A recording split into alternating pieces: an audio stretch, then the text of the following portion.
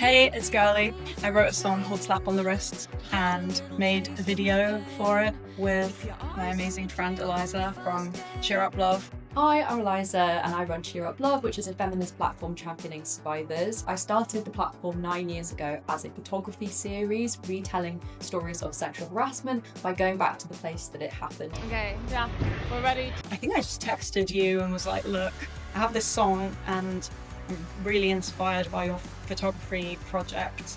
Could we make that into a video and would you be down to co-direct it with my creative director Sarah? And you were like so down.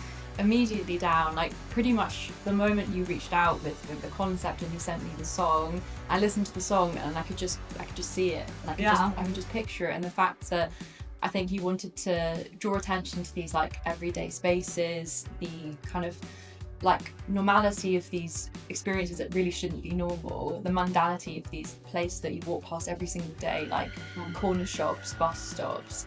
I remember having a conversation with a family member, a man, about how when you step out of your front door, you enter a world that's entirely different to the one that I enter, and everyday places that you wouldn't bat an eyelid at, are sometimes the stage for really horrendous experiences that have happened.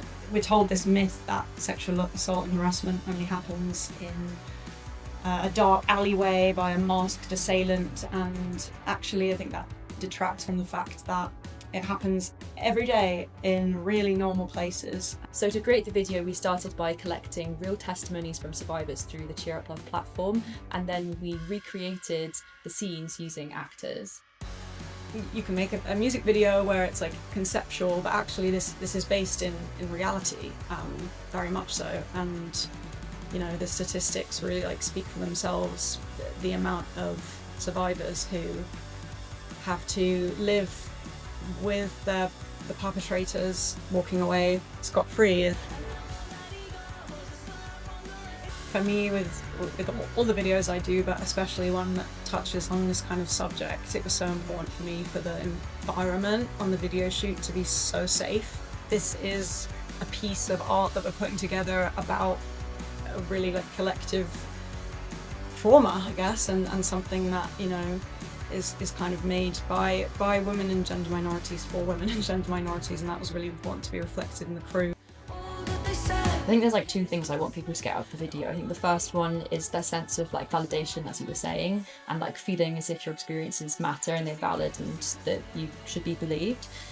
And then the other piece is that kind of like wider awareness piece for people who maybe don't experience these things all of the time, but just kind of having that awareness and like noticing that these things might actually be happening around them all of the time.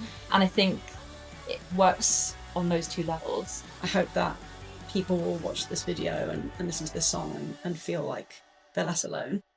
Totally.